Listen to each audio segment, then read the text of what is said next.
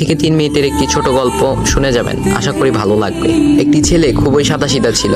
সে একটি দোকানে চাকরি করত। ছেলেটির বেতন ছিল মাত্র 5,000 টাকা। ছেলেটির দোকানের সামনে দিয়ে প্রতিদিন একটি মেয়ে স্কুলে যেত।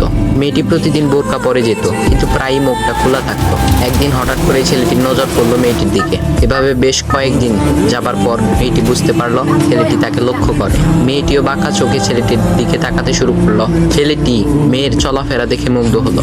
আফসোস করতে লাগলো, ইস, যদি আমিও আজ পড়াশোনা করতে পারতাম, তাহলে সাহস করে মেয়েটির সাথে কথা বলতে পারতাম। মেয়েটি বুঝতে পারলো ছেলেটি তাকে ভীষণ পছন্দ করে। তাই একদিন মেয়েটি ছেলেটির দোকানের পাশে দাঁড়িয়ে রইল।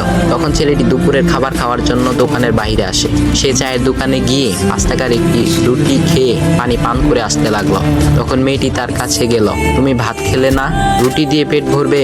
তখন ছেলেটি মেয়েটিকে দেখে অবাক হয়ে গেল। তখন ছেলেটি বলল, আমি ভাত খেলে আমার মা, বাবা আর ছোট বোনকে কি খাওয়াবো? মেয়েটি শিক্ষিত, তাই অল্পতেই বুঝে গেল।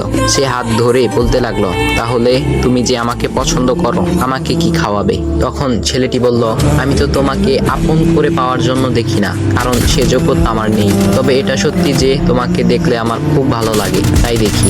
মেয়েটি ছেলেটির কথা শুনে চোখের পানি ধরে রাখতে পারলো না। সে বুঝে গেল ছেলেটির চরিত্র ও ভাবনা অনেক সুন্দর। সেদিন মেয়েটি চলে গেল। বাসায় গিয়ে রাত্রিবেলা মেয়েটি অসুস্থ হয়ে পড়লো। পরে তাকে ডাক্তারের কাছে নিয়ে আসা হলো। বলা হলো মেয়েটার 2টি কিডনি নষ্ট হয়ে গেছে। তখন মেয়ের বাবা ফোন করলো তার বন্ধুর ছেলেকে, যার সাথে বিয়ে দেওয়ার জন্য সে পাগল। কিন্তু মেয়েটি তার বাবার পছন্দের ছেলেকে বিয়ে করতে রাজি না, কারণ সে ছেলেটি টাকা থাকলেও কি হবে, তার চরিত্র খারাপ, সে লোভী। এদিকে মেয়েটির কোনো লোভ ছিল না। যাই হোক, হবু জামাই আসার পর তাকে সব খুলে বলল, তোমার